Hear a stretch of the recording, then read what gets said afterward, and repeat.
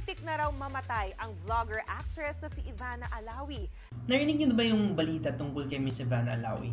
No ospital siya at sabi niya dahil daw sa PCOS.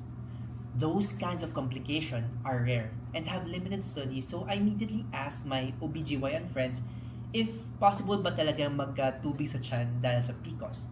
And they said that it is highly unlikely. But what is PCOS? Ang PCOS o Polycystic Ovarian Syndrome ay hormonal disorder na pwede magdulot ng number 1, irregular menstruation.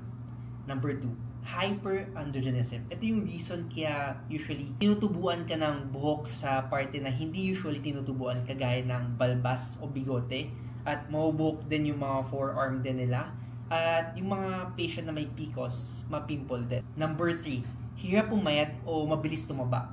Number 4, hirap mabuntis at usually pag nabuntis sila, complicated pa. Number 5, mood issues katulad na anxiety at depression. 1 out of 10 women have PCOS at madalas hindi pa diagnosed. 70% of women na may PCOS ay hindi alam na meron sila nito. Kaya kung may ganitong simptomas ka, kailangan maging aware ka at magpakonsulta na agad sa doktor.